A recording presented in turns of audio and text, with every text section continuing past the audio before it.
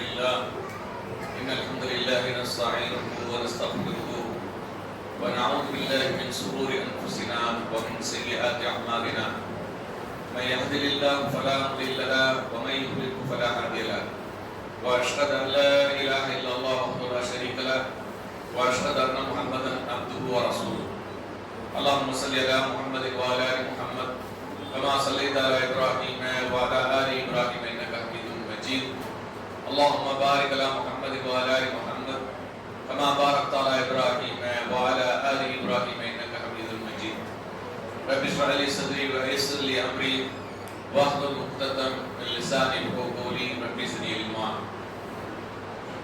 ரமலான் மாதத்தின் இரவு தொழுகைக்கு பிறகு அமர்ந்திருக்கின்றோம்.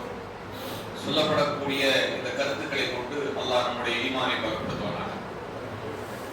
நாம் இன்று பார்க்கக்கூடிய தலைப்பு ஓதுவோம் வாருங்கள் என்ற தலைப்பில் பார்க்க இருக்கிறோம். அதாவது அல்லாஹ் ரப்புல் ஆலமீன் இந்த வேதத்தை, இந்த குர்ஆனை அகிலத்தார் அனைவர்களுக்கும் ஒரு அருளாக, ஒரு உபதேசமாக ஆக்கி தந்திருக்கிறான். இன்ஹுவ இல்லா திக்ருல் ஆலமீன் என்று அல்லாஹ் சொல்லி காட்டுகிறார். இது அகிலத்தார் அனைவர்களுக்கும் ஒரு உபதேசமாகும் என்று அல்லாஹ் சொல்லி காட்டுகிறார். இது குர்ஆனுடைய விஷயத்துல நம்ம மக்கள் 99% பேர் மிகவும் அசட்டையாக இருக்கிறாங்க. குர்ஆனுடைய விஷயத்துல அதை படிப்பதற்கும் ஆர்வம் இல்லை, அதனுடைய குர்ஆனுடைய கருத்துக்களை விளக்குறதுக்கும் ஆர்வம் இல்லை. ஏதோ நம்ம கடமைக்கு பள்ளிவாசலுக்கு வந்தோமா, நமக்கு தெரிஞ்ச 2 சூறாவை வச்சு ஓதுனோமா, கடமை முடிஞ்சதுன்னு அப்படின்னு நினைக்கிறோம்.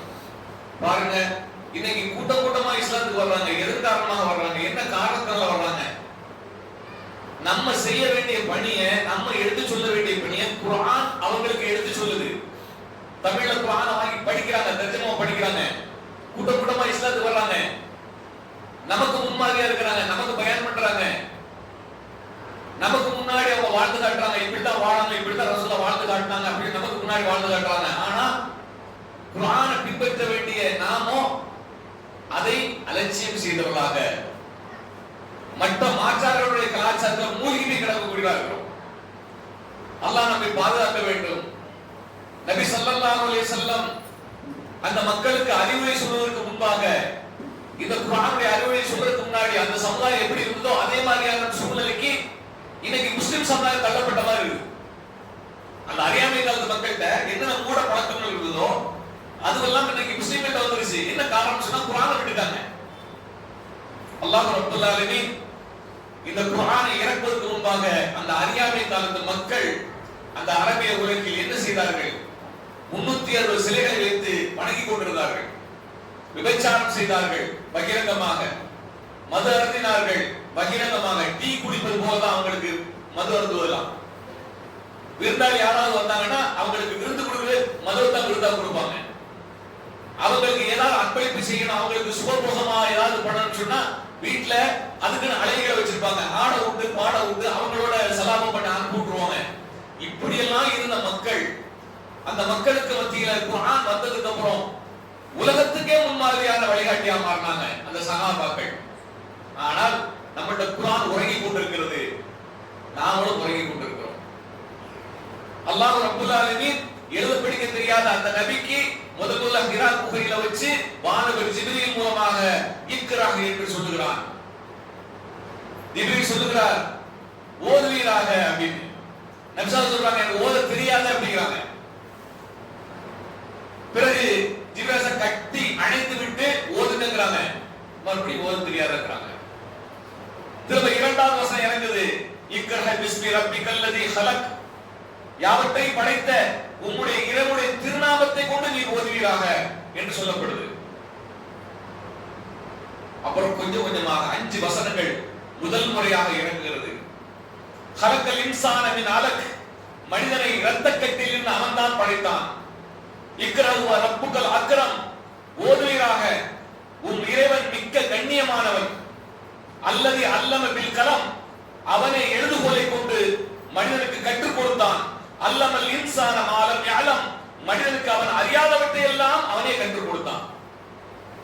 அப்ப அல்லாஹ் ரப்பல் ஆலமீன் நமக்கு இந்த உலகத்தில் எப்படி வாழணும், எப்படி வாழக்கூடாது என்ற அறிவை, அந்த கல்வியை முதலில் நமக்கு கற்றுக் கொடுக்கிறான்.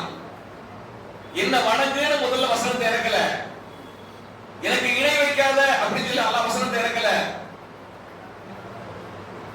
தொழுகை நிலைநாட்டுன்னு சொல்லி வசனத்தை இறக்கல. முதல்ல குர்ஆன் வசனம் இறங்கி எதை பத்தி இறங்கிச்சு? படி, ஓது, என்னுடைய வேதத்தை நீ ஓது அப்படின்னு வசனம் இறங்கு. அல்லாஹ்வுடைய முதல் கட்டளையே நம்ம புறக்கணிச்சு வாழ்ந்துருக்கோம். அல்லாஹ்வுடைய முதல் கட்டளையை நாம் புறக்கணித்து வாழ்ந்து கொண்டிருக்கிறோம். அல்லாஹ் நம்மை பாதுகாக்க வேண்டும். அல்லாஹ்விடம் அதிகமாக துஆ செய்ய வேண்டும். ரப்பி ஸித்னி இல்மா, இறைவா எனக்கு கல்வியை அதிகப்படுத்துவாயாக, எனக்கு கல்வியை அதிகப்படுத்தி தருவாயாக என்று அல்லாஹ்விடம் துஆ செய்ய வேண்டும். அப்ப நபி ஸல்லல்லாஹு அலைஹி வஸல்லம் அவர்களுக்கு இந்த குர்ஆன் இறங்கியது. இந்த குர்ஆனை கொண்டு மக்களுக்கு அறிவுரை கூறினார்கள். அல்லாஹ்வுக்கு இணை வைக்காதே என்று அறிவுரை கூறினார்கள். அப்ப இந்த குர்ஆன் தான் நமக்கு இந்த உலகத்தில் வழிகாட்டும், மறுமையில் வழிகாட்டும். நபி ஸல்லல்லாஹு சொல்றாங்க, யார் ஒருவர் குர்ஆனை கற்று அதன்படி நடந்து பிறருக்கும் கற்றுக் கொடுக்கிறாரோ அவர்தான் சிறந்தவர் அப்படின்னு சொல்றாங்க.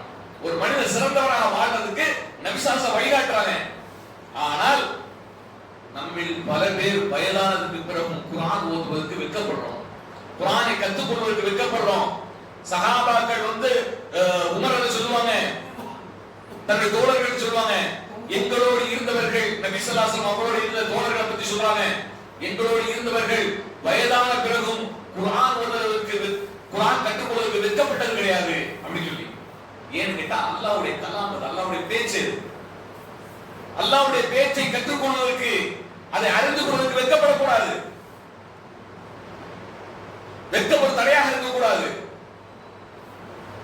நமக்கே எல்லாம் தெரியும் என்ற எண்ணத்தை சைத்தான் நம்மளோட போட்டு வச்சு நம்மள ஓரம் கட்டிடுவான். அந்த இல்மை கற்றுக்கொள்ளாமலேயே நம்முடைய வாழ்க்கையை கழிக்க செய்து விடுவான் சைத்தான்.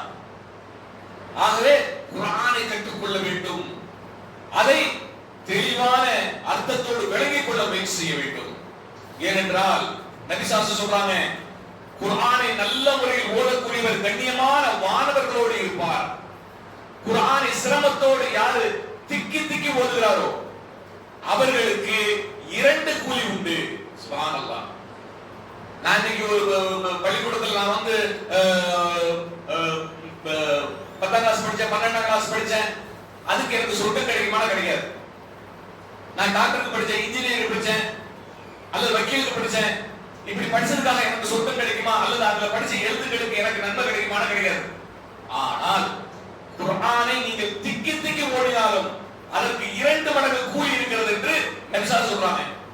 அல்லாஹ்வின் வேதத்தில் ஒரு எழுத்தை படித்தால் அதற்கு ஒரு நன்மை உண்டு என்று நபி ஸல்லல்லாஹு சொல்லிவிட்டு, ஒரு நன்மை என்பது அது போன்ற 10 மடங்காக கொடுக்கப்படும் சொல்லிட்டு மறுபடியும் சொல்றாங்க, அலிஃப் லாம் மீம் என்பதை நான் ஒரு எழுத்து என்று கூற மாட்டேன். அப்போ அலிஃபுக்கு 10 நன்மை, லாமுக்கு 10 நன்மை, மீமுக்கு 10 நன்மை. சுப்ஹானல்லாஹ். குர்ஆன்ல எத்தனை எழுத்துக்கள் இருக்குது? நீங்க ஓத ஓத ஓத ஓத நன்மைகள் வந்து கொண்டே இருக்கும், நன்மைகள் வந்து கொண்டே இருக்கும். அதுவும் அதோட அர்த்தத்தோட நீங்கள் படித்தீர்களானால் மாஷா அல்லாஹ், அதை படிக்க படிக்க கண்ணீரால் உங்களுடைய கண்கள் குளமாகிவிடும், உங்க உள்ளமெல்லாம் அப்படி மென்மையாகிவிடும். அந்த உள்ளத்துக்குள் ஒரு ஈரத்தை அல்லாஹ் ஏற்படுத்துவான், அங்கு ஒரு அமைதி ஏற்படுத்துவான், அங்கு ஒரு ஒளியை ஏற்படுத்துவான். அந்த அல்லாஹ்வுடைய ஒளியில் நீங்கள் நடப்பீர்கள். இந்த குர்ஆனோடு நீங்கள் உறவாடினால், இந்த குர்ஆனோடு நேசம் கொண்டால், இந்த குர்ஆனோடு உங்களை நெருக்கமாக்கி கொண்டால், அப்படிப்பட்ட ஒரு பாச உணர்வை அல்லாஹ் நமக்கு ஏற்படுத்துவான். ஏன்னா இந்த உலகத்துல எதை வேண்டுமானாலும் படிப்பதற்கு கஷ்டமாக இருக்கலாம். அல்லாஹ் சொல்லுகிறான், இந்த குர்ஆன் படிப்பது ரொம்ப இலகுவானது அப்படின்னா. இந்த குர்ஆனை படிப்பதுதான் உங்களுக்கு இலகுவானது, கஷ்டம்னு நினைக்காதீங்க. அல்லாஹ் சொல்லுகிறான், வலக்கத் யஸ்ஸர்னல் குர்ஆன லித்க்ரி ஃபஹல் மின் முஸ்தக்பிர்.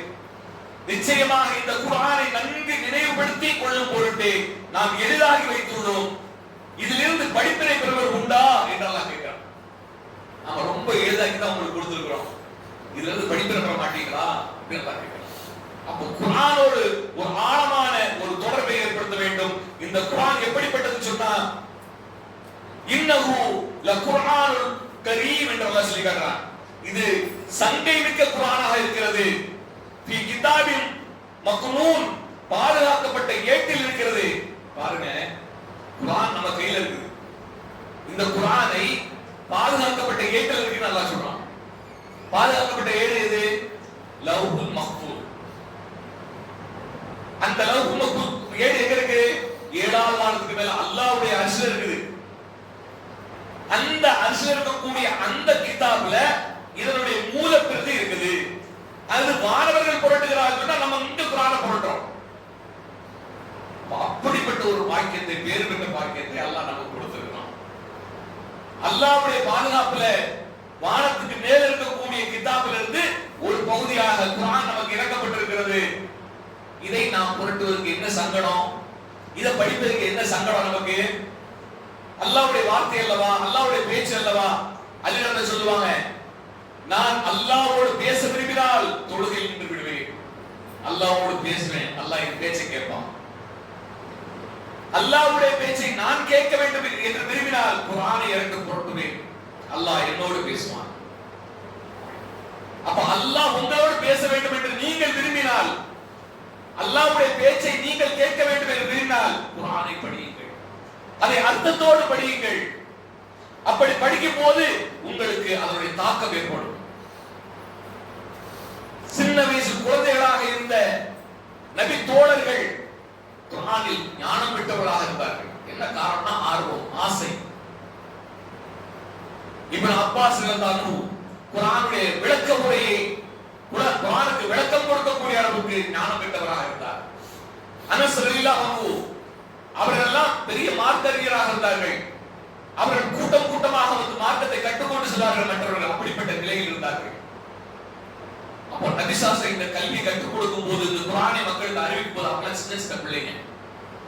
இன்னைக்கு நம்மிடம் சில பிள்ளைகள் இருக்கிறாங்க, நம்மளுடைய குழந்தைகள் இருக்கிறாங்க, படிக்கக்கூடிய பருவத்தில் இருக்காங்க, வாலிப பருவத்தில் இருக்கிறாங்க. அல்லாஹ் பாதுகாக்க வேண்டும். யாருக்கு அல்லாஹ் அந்த குடும்பத்துக்கு நல்வழி காட்டினானோ அவர்களை தவிர நிறைய இளைஞர்கள் சமுதாயத்தில் சீர்திட்டு அலைகிறாங்க. கஞ்சாக்கு அடிமையாகி, போதைப் பொருளுக்கு அடிமையாகி, எங்க பாட்டாலும் சூதாட்டம், சீட்டாட்டம், பெண்களோடு சுத்துவது, பைக்கில் சுத்துறது, கேளிக்கை கூத்துகளில் ஈடுபடுறது, ஒருத்தருக்கு கிண்டல் அடிக்கிறது, கேலி பண்றது, உடம்புல பச்சை குத்திக்கிறது, காதுல கம்மல் மாட்டிக்கிறது. இப்படிப்பட்ட ஒரு துரதிஷ்டவசமான நிலையில நம்முடைய பிள்ளைகள் உருவாகியிருக்காங்கன்னா அது காரணம் யாரு? அந்த குடும்பத்துல இருக்கவங்க யாருக்கே மார்க்க கல்வி இல்லை, அவங்க பிள்ளைகளுக்கு இல்லை. அப்ப இந்த குர்ஆன் நமக்கு வழிகாட்ட வேண்டும் என்று விரும்பினால், நாம் நல்லவர்களாக வாழ வேண்டும் என்று விரும்பினால், குர்ஆனோடு நாம் ஆழமான தொடர்பை ஏற்படுத்த வேண்டும். அந்த குர்ஆனுடைய சிறப்பை நாம் விளங்கணும். ஒவ்வொரு அத்தியாயத்துக்கும் ஒரு சிறப்பை அல்லாஹ் வைத்திருக்கிறான். குல் ஹுவல்லாஹு அஹத் என்ற 4 வசனங்கள் கொண்ட ஒரு அத்தியாயம். அதை ஒரு முறை நீங்கள் ஓதினால் குர்ஆன்ல 3ல ஒரு பகுதியை ஓதுற நன்மை. 30 ஜுஸு அடங்கியதா ஒரு குர்ஆன். அதுல 10 ஜுஸு ஓதுறதுக்கு நன்மை குல் ஹுவல்லாஹு அஹத் என்ற சூராவை ஓதினால் கிடைக்கும். எப்படிப்பட்ட பாக்கியம், எப்படிப்பட்ட பாக்கியம் பார்த்தீங்களா? அப்ப இப்படிப்பட்ட பாக்கியத்தை அடைய வேண்டும் என்றால் நாம் குர்ஆனோட ஆழமான ஒரு தொடர்பு வைக்கணும். ஏனென்றால் நபி ஸல்லல்லாஹு சொல்றாங்க, குர்ஆனின் ஒரு சூராவை கூட யார் தன்னுடைய உள்ளத்தில் வைக்கவில்லையோ அவருடைய உள்ளம் பாழடைஞ்ச வீட்டுக்கு சமம். பாழடைஞ்ச வீட்டுல யாருப்பா? ஷைத்தான் தான் இருப்பான். நம்முடைய உள்ளத்துல குர்ஆன் இல்லை என்றால் அங்கு ஷைத்தான் குடியிருப்பான். இந்த உள்ளம் பாழடைஞ்ச வீடு போல ஆகிவிடும். அல்லாஹ் நம்மை பாதுகாக்க வேண்டும். இந்த குர்ஆனை நாம் அலட்சியம் செய்யக்கூடாது. ஏனென்றால் நபி ஸல்லல்லாஹு அலைஹி வஸல்லம் சொல்றாங்க, குர்ஆனை கொண்டு சில கூட்டத்தார்களை அல்லாஹ் உயர்த்துகிறான், இன்னும் சில கூட்டத்தாரை அல்லாஹ் தாழ்த்துகிறான். குர்ஆனை கொண்டே அல்லாஹ் இழிவுபடுத்துவான், குர்ஆனை கொண்டே அவரை இழிவுபடுத்துவான். சிலரை அல்லாஹ் குர்ஆனை கொண்டு கண்ணியப்படுத்துவான். குர்ஆனை கொண்டு கண்ணியப்படுத்தப்பட்ட மக்கள் யாரா இருப்பாங்க? குர்ஆனுடைய அறிவுரை இறைச்சத்தோடு பார்ப்பாங்க. ஏன்னா குர்ஆன் சொல்கிறது, அலிஃப் லாம் மீம் தாலிகல் கிதாபு லா ரைப ஃபீஹி ஹுதல் லில் முத்தகீன். இந்த குர்ஆன் இறைச்சமுடையவர்களுக்கு வழிகாட்டும். அப்ப இறைச்சமுடையவர்கள்னா இந்த குர்ஆனை கொண்டு மேன்மை அடைவாங்க. யார்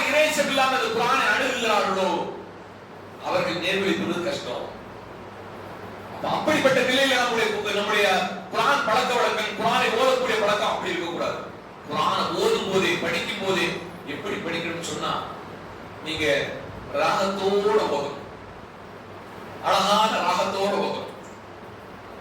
இசை கேட்பதை விட, இசைப்பதை கேட்பதை விட குர்ஆன்ல நீங்க ராகமாக ஓதுவது உங்களுடைய உள்ளத்தை அப்படியே கலங்கடிக்க செய்துவிடும். ஓதக்கூடிய அந்த வார்த்தைகள் உங்களுடைய கண்கள்ல கண்ணீரை வரவைத்து விடும். நபி ஸல்லல்லாஹு அலைஹி வஸல்லம் சொன்னாங்க, யார் குர்ஆனை ராகத்தோடு ஓதவில்லையோ அவர் நம்மை சார்ந்தவர் இல்லை அப்படின்னு சொன்னாங்க. ஒரு நபித்தோழர் அபூ மூஸா ரலியல்லாஹு அன்ஹு அவங்களை கூப்பிட்டு சொல்றாங்க, அபூ மூஸாவே, நீர் தாவூத் அலைஹிஸ்ஸலாம் அவர்களின் இசை கருவியில் ஒன்று உனக்கு கொடுக்கப்பட்டுள்ளது. நீர் நேற்று இரவு குர்ஆன் ஓதுவதை நான் கேட்டேன் அப்படின்னு சொல்லிட்டு அவர் ராகத்தோடு ஓதுன குர்ஆனை கேட்ட நபி ஸல்லல்லாஹு அலைஹி வஸல்லம் அவரை பாராட்டு விதமாக சொல்றாங்க. எப்படி சொல்றாங்க? உனக்கு எப்படிப்பட்ட நிலை கொடுக்கப்பட்டிருக்கு? தாவூத் அலைஹிஸ்ஸலாம் அவருடைய இசைக்கருவியில் ஒரு இசைக்கருவி உனக்கு கொடுக்கப்பட்டிருப்பதாக நான் பார்க்கிறேன் என்று நபி ஸல்லல்லாஹு அலைஹி வஸல்லம் சொல்றாங்க. அப்ப அப்படிப்பட்ட அளவுக்கு குர்ஆனுக்கு என்று ஒரு சிறப்பு இருக்கிறது. அந்த சிறப்பை நாம் புரிந்து கொண்டு அழகாக ஓத வேண்டும். அப்படி ஓதும் போதுதான் நம்முடைய உள்ளத்தில் ஒரு இறைச்சம் ஏற்படும். அதே போல 30 வசனங்கள் கொண்ட தபாரக்கல்லது என்ற அத்தியாயத்தை யார் ஓதுவாரோ அவருடைய பாவங்கள் அனைத்தும் மன்னிக்கப்படும். ஒரு நாளைக்கு ஒரு தடவையாவது தபாரக்கல்லது என்ற சூறாவை எடுத்து ஓதக்கூடியவராக நாம் இருக்க வேண்டும். பக்ரா சூறாவுடைய கடைசி 2 வசனங்கள் நமக்கு அல்லாஹ்வுடைய பாவ மன்னிப்பை பெற்றுத் தரும், எல்லா தீங்குகளை விட்டு பாதுகாக்கும் என்று நபி ஸல்லல்லாஹு அலைஹி வஸல்லம் சொல்றாங்க. ஆமன ரசூல் வந்து இல்லையா, அத இரவில் ஓதிவிட்டு நீங்கள் உறங்கினால் அப்படி மரணித்தா கூட ஒரு சொர்க்கம் கிடைக்கும்.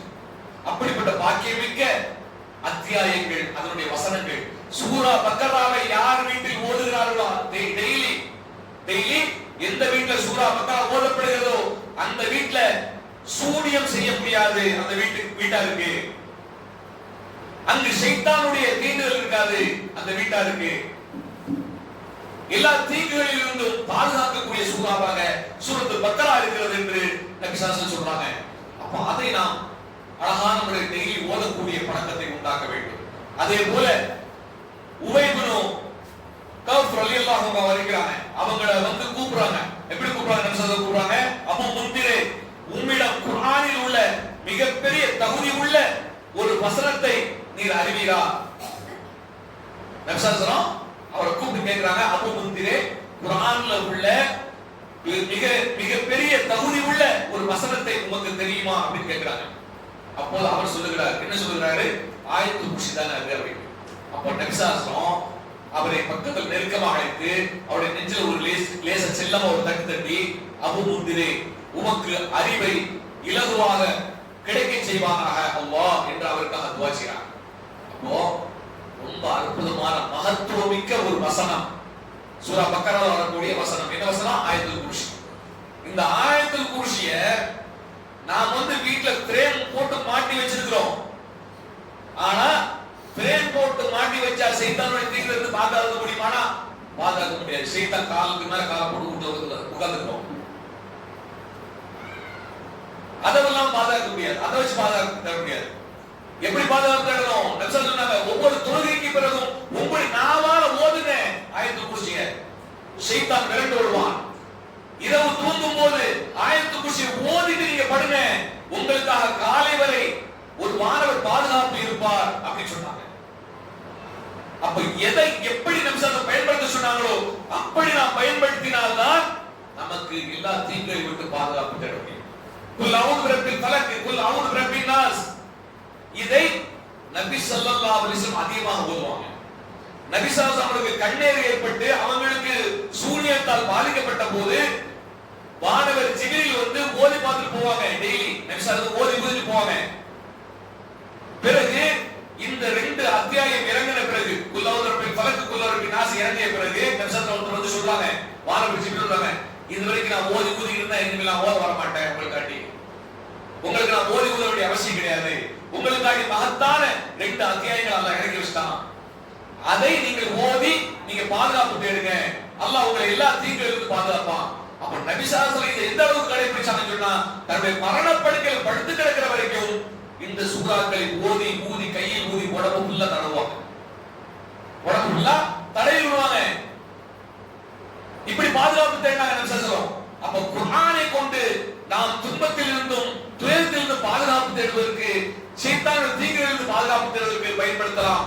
அதை போல நாம் இந்த பூமியில் நல்லவர்களாக சாலிகானவர்களாக வாழ்வதற்கு இந்த குர்ஆன் தான் மகத்தான ஒரு வழியை காட்டும் என்பதையும் உணர்ந்து கொள்ள வேண்டும்.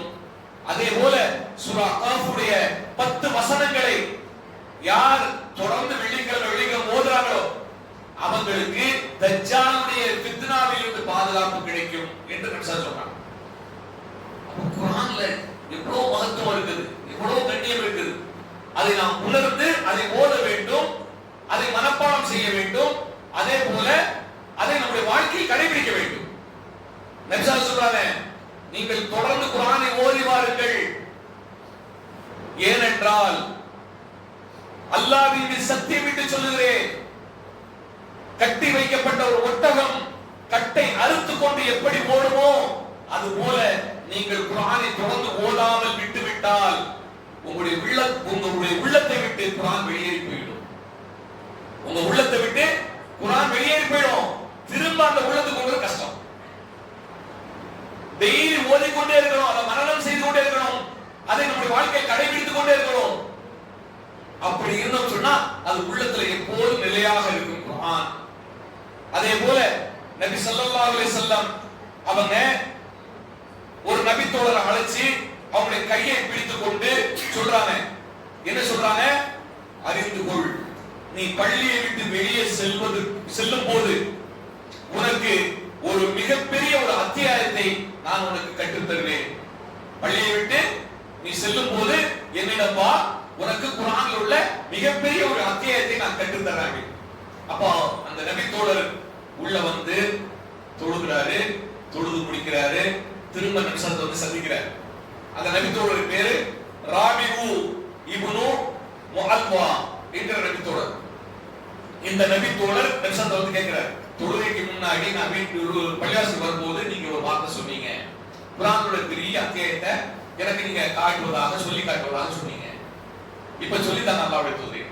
அப்போ நபி ஸல்லல்லாஹு அலைஹி வஸல்லம் சொல்றாங்க, அது எந்த அத்தியாயம் தெரியுமா? அல்ஹம்துலில்லாஹி ரப்பில் ஆலமீன் என்று சொல்லப்படக்கூடிய மகத்தான வசனங்களா. அல்ஹம்து சூரா இல்லையா? இந்த அல்ஹம்து சூராவை எப்படி சொல்றாங்க நபி ஸல்லல்லாஹு 7 வசனங்கள் தான் அதுல இருக்கு. ஆனா சொல்றாங்க நபி ஸல்லல்லாஹு எப்படி சொல்றாங்க? மிகப்பெரிய அத்தியாயம்ங்கறாங்க. அல்லாஹ் அக்பர். குர்ஆனில் அதனுடைய மகத்துவத்தை உணர வேண்டும். அதுக்கு எவ்வளவு பெரிய கண்ணியத்தை அல்லாஹ் வைத்திருக்கிறார் என்பதை நாம் உணர வேண்டும். அப்படி உணர்ந்தால் குர்ஆனை நாம் நேசிப்போம். குர்ஆன் மூலமாக அல்லாஹ் ரப்பல் ஆலமீன் நமக்கு அழகான வழிகளை காட்டுவான். அதன் மூலமாக அல்லாஹ்வுடைய அன்பை பெறலாம், அல்லாஹ்வுடைய அருளை பெறலாம். அவனுக்கு நன்றி செலுத்தக்கூடிய நல்லடியார்களாக நாம் வாழலாம். அப்போ அல்லாஹ் ரப்பல் ஆலமீன் நமக்கு தெளிவான குர்ஆனை நமக்கு தந்திருக்கிறான், மகத்தான வழியை காட்டியிருக்கிறான். அதன் மூலமாக நாம் அல்லாஹ்வுடைய அன்பையும் அருளையும் பெறுவதற்குண்டான வாய்ப்பை அல்லாஹ் வைத்திருக்கிறான். அதே போல குர்ஆனோட எவ்வளவு ஆழமான தொடர்பை அந்த நபி தோழர் வைத்திருந்தாங்க சொன்னா அல்லாஹ் அக்பர். எப்படிப்பட்ட நிலையில் இருக்காங்க பாருங்க. 6 வயசுல இருக்கக்கூடிய ஒரு நபி தோழர், அம்ர் பின் சலமா என்கிற நபி தோழர். அவர் சொல்றாரு, என்னுடைய தந்தை நபி ஸல்லல்லாஹு அலைஹி வஸல்லம் அவர்களிடம் ஒரு வார்த்தையை கேட்டுவிட்டு வந்தார். அப்ப நபி ஸல்லல்லாஹு அலைஹி அவருடைய தந்தை சொல்லிருக்காங்க, உங்களை யார் குர்ஆனை அதிகமாக கற்று வைத்திருக்கிறாரோ அவரை இமாமாக நிறுத்தி நீங்கள் தொழுங்கள் அப்படின்னு என் தந்தையிடம் நபி ஸல்லல்லாஹு சொல்லிருக்காங்க. என் தந்தை எங்களிடம் அறிவித்தார், யார் குர்ஆன் அதிகமாக மனப்பாடம் பண்ணவங்க அவங்கள இமாமா நிறுத்தி தொழ வைக்கணும் அப்படின்னு சொல்லிருக்காங்க. அப்படின்னு அங்கு 6 வயசு சிறுவனாக இருந்த எனக்கு மட்டும்தான் குர்ஆனை அதிகமாக மனனம் செய்து வைத்திருந்தவனாக நான் இருந்தேன். அப்ப அந்த 6 வயசு சிறுவர் இமாமாக நின்று தொழ வைக்கிறார். தன்னுடைய தந்தைக்கு இன்னும் அந்த ஊர் மக்களுக்கு இமாமாக நின்று தொழ வைக்கிறார். அவர் தொழ வச்சு முடிச்சதுக்கு அப்புறம் அவருக்கு ஒரு போர்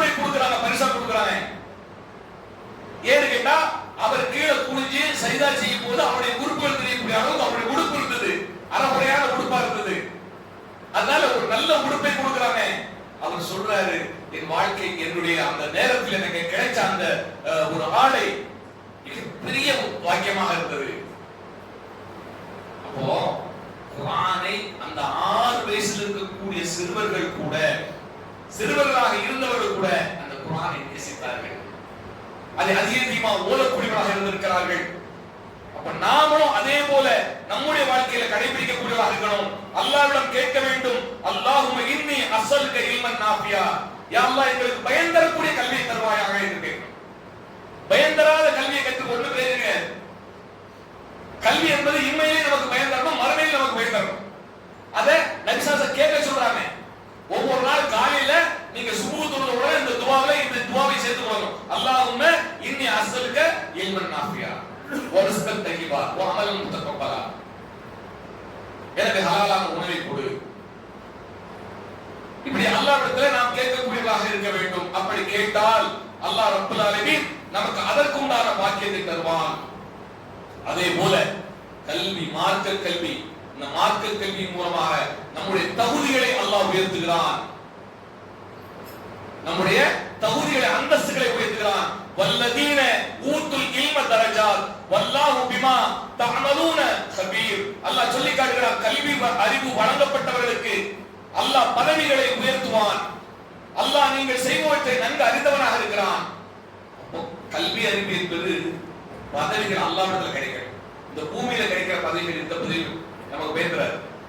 எவ்வளவு பெரிய பதவியா இருந்தாலும் அது இந்த பூமியில கிடைச்சது அப்படியே திரும்பி போயிடும்.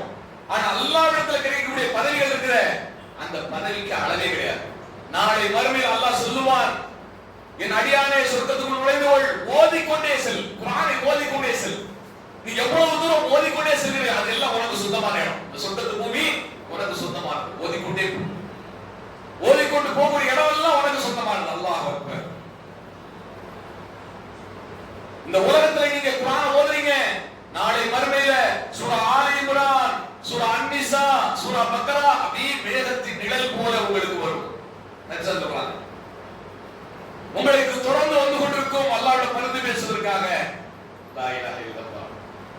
அப்ப குர்ஆனோடு ஒரு ஆழமான தொடர்பு நமக்கு இருக்க வேண்டும். ஏனென்றால் இந்த குர்ஆன் கொடுக்கப்பட்ட சமுதாயமான நம்மிடம் அல்லாஹ் நாளை மறுமை விசாரிப்பான். இந்த குர்ஆனை கொடுத்ததை பற்றி அல்லாஹ் கேட்பான். குர்ஆனை சுமந்து கொண்டிருக்கக்கூடிய கூட்டமான நாம் இதற்கு பதில் சொல்லியாக வேண்டும். அல்லாஹ் சொல்லி காட்டுகிறான், வ இன்னஹு லதிக்ருல் லக வ லிகௌமிக வ ஸௌஃப துஸ்அலூன். நிச்சயமாக நபியே, நிச்சயமாக இது உமக்கும் உம் சமுதாயத்தாருக்கும் கீர்த்தி அளிக்கக்கூடிய உபதேசமாக இருக்கிறது. இது பற்றி நீங்கள் விரைவில் விசாரிக்கப்படுவீர்கள். இது பற்றி நீங்கள் விரைவில் விசாரிக்கப்படுவீர்கள் என்று அல்லாஹ் சொல்றான். அப்ப நம்மை விசாரிப்பான். குர்ஆனை கொடுத்தனே, அதனை படிச்சியா, என்னுடைய அறிவுரை கேட்டு நடந்தியா, உன் வாழ்க்கையில் கடைபிடித்தியா என்று அல்லாஹ் நம்மை விசாரிப்பான். அதற்கு நாம் பதில் சொல்லியாக வேண்டும். இறந்தவர்களுக்காக குர்ஆனை ஓதி கத்தம் பண்றதுக்காக இந்த குர்ஆன் இறக்கப்படல. மூணாங்கத்தான், நான்காங்கத்தான், வருஷங்கத்தான் ஓதுறதுக்காக இந்த குர்ஆன் இறக்கப்படல. எந்த யாசீனை கொண்டு இறந்தவர்களுக்காக ஓதுகிறார்களோ அந்த யாசீன் என்ற அத்தியாயத்தில் 70வது வசனத்தில் அல்லாஹ் ஒரு செய்தியை சொல்லுகிறான். என்ன செய்தியை சொல்லுகிறான் தெரியுமா? லியுன்திர மன் கான ஹய்யன் வ யஹிக்கல் கௌலு அலல் காஃபிரீன். இந்த குர்ஆன் உயிரோடு இருப்பவர்களுக்கு அச்சமூட்டி எச்சரிக்கை செய்வதற்காக வழங்கப்பட்டிருக்கிறது. யாருக்கு வழங்கப்பட்டிருக்கிறது? உயிரோடு இருக்கக்கூடிய மக்களுக்கு அச்சமூட்டி எச்சரிக்கை செய்வதற்காக இந்த குர்ஆன் இறக்கி அருளப்பட்டிருக்கிறது. யார் யாரெல்லாம் இந்த குர்ஆனை நிராகரிக்கிறார்களோ அவர்களுக்கு தண்டனை உண்டு என்ற வார்த்தையை இந்த குர்ஆன் உண்மைப்படுத்துகிறது. யார் யாரெல்லாம் இந்த குர்ஆனை புறக்கணிக்கிறார்களோ அவர்களுக்கு தண்டனை உண்டு என்ற வார்த்தையை இந்த குர்ஆன் உண்மைப்படுத்துகிறது என்று யாசீன் என்ற அத்தியாயத்தில் 70வது வசனத்தில் அல்லாஹ் சொல்லுகிறான். அப்போ அல்லாஹ் ரப்பல் ஆலமீன் இவ்வளவு தெளிவாக கூறி இருக்கக்கூடிய இந்த அறிவுரையை, இந்த உபதேசத்தை, இந்த குர்ஆனை நாம் புறக்கணிப்போமானால் நம்ம நம்மை விட வழிகட்டவர் யாருங்க? குர்ஆனை வச்சுக்கிறவங்களே குர்ஆனை விட்டுட்டு போனோம்னா அப்புறம் என்ன இருக்கு? இந்த குர்ஆனை அல்லாஹ் பாதுகாத்து வச்சிருக்கான். இதுக்கு முன்னாடி எத்தனை வேதங்கள் கொடுக்கப்பட்டது, அந்த வேதங்கள் பாதுகாக்கப்படல. அந்த சமுதாயம் அந்த வேதங்களை புராண கதைகளாக ஆக்கிட்டாங்க, பழங்கால புரட்டு கதைகளாக ஆக்கிட்டாங்க, அதுல பொய்களை கலந்துட்டாங்க, உண்மைக்கு புறணான செய்திகள் அதில் சேர்க்கப்பட்டுருச்சு. ஆனால் பாதுகாக்கப்பட்டு நம்ம கையில கொடுக்கப்பட்ட குர்ஆனை அல்லாஹ் சொல்லுகிறான், நீ ஆராய்ந்து பார், ஆராய்ச்சி செய்து பார் என்று சொல்லுகிறான். உன் உள்ளத்துல பூட்டு போட்டு வைக்கலங்கிறான். அஃபலா யததப்பரூனல் குர்ஆன் அம் அலா குலூபின் அக்ஃபாலுஹா, மேலும் அவர்கள் இந்த குர்ஆனை ஆராய்ந்து பார்க்க வேண்டாமா? அவர்களின் இதயங்களில் பூட்டுக்கள் போட்டப்பட்டு விட்டனவா என்று அல்லாஹ் கேட்கிறான். பூட்டை போட்டு பூட்டியா வச்சிருக்குது அப்படி அல்லாஹ் கேட்கிறான். அப்போ இந்த இதயத்தை திறந்து வைத்து இந்த குர்ஆனை அணுக வேண்டும். இந்த குர்ஆனை அணுகி அதனுடைய வார்த்தைகளை விளங்க வேண்டும், அதன்படி செயல்பட வேண்டும் என்று அல்லாஹ்விடம் துஆ செய்ய வேண்டும். குர்ஆன் மூலமாக நமக்கு இறைச்சி தருவானாக, நேர்வழி காட்டுவானாக, ஈமானை அதிகப்படுத்துவானாக, இந்த உலக வாழ்க்கையில் கண்ணியமான வாழ்க்கையை இந்த குர்ஆனின் மூலமாக நமக்கு தருவானாக. மறுமையில் நல்லோருடைய கூட்டத்தில் அல்லாஹ் ரப்பல் ஆலமீன் சேர்த்து வைப்பானாக. இங்கு ஓதப்படக்கூடிய குர்ஆனை கொண்டு மறுமையில் நமக்கு சாட்சியாக்கி வைப்பானாக. அதன் மூலமாகவே நமக்கு சொற்பத்தை தருவானாக. வாகிருந்தவானா அல்ஹம்துலில்லாஹி ரப்பில் ஆலமீன். அஸ்ஸலாமு அலைக்கும் வரஹ்மத்துல்லாஹி வபரகாத்துஹு.